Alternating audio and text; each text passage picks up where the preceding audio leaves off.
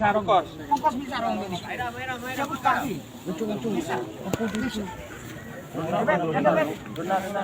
Orang. Keluarga, siapa keluarga? Keluarga.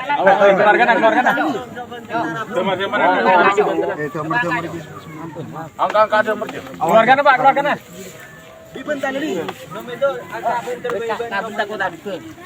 Jalan. Kanan kiri, Nom. Dari timur. Malaysia di timur. Dari timur. Angka dari timur cara nih, Kang. Oh, tidak.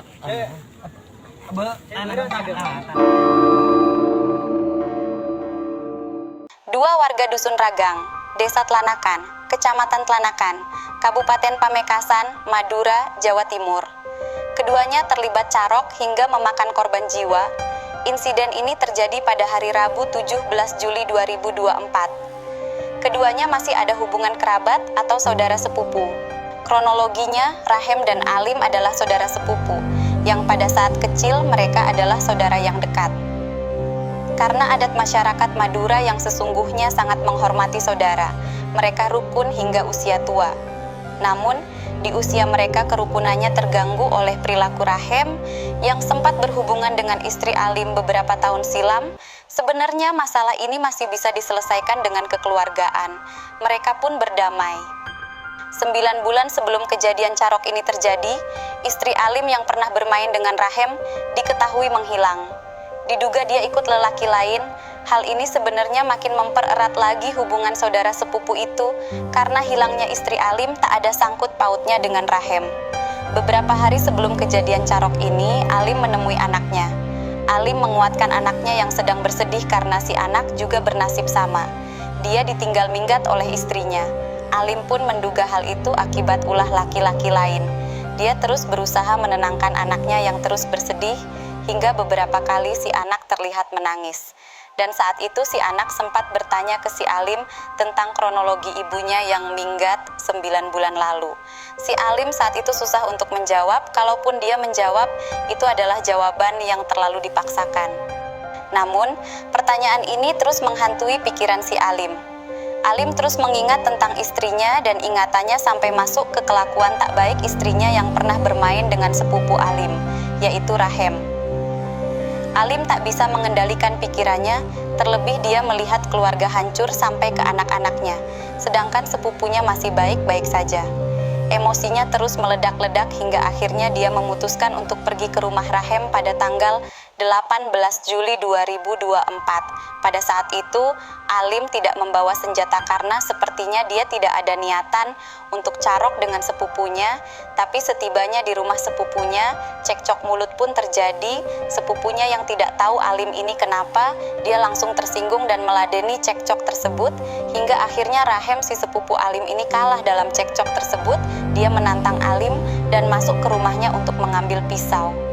Sebelum Rahem mendapatkan pisau, si Alim juga pulang ke rumahnya untuk mengambil celurit. Kemungkinan ketika Alim pulang, si Rahem pun menganggap bahwa Alim sudah pergi dan gak mau lagi berantem dengan kekerasan. Pemikiran ini membuat kesiagaan Rahem menurun. Hingga akhirnya si Alim datang lagi ke rumah Rahem dengan membawa celurit. Melihat Alim datang lagi, Rahem meladeninya karena menurut mereka semua, harga diri itu mahal dan tinggi. Perkelahian pun terjadi pada pukul 4:30 sore. Perkelahian ini hanya ditonton oleh beberapa orang tetangga dan mereka hanya merekamnya. Tak ada usaha melerai kecuali teriakan saja.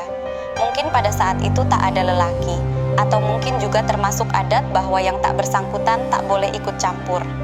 Hingga akhirnya si Rahem terjatuh dengan luka yang cukup parah.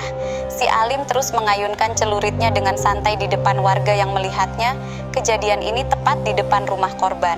Dan kejadian ini cukup lama ditonton warga. Dalam video yang beredar, percarokan itu tidak secepat percarokan Bumi Anyar Hasan dan Matanjar. Di video yang beredar tentang Alim dan Rahem ini, terlihat lebih santai secara gerakan dan sabetan, tapi sama-sama memakan korban.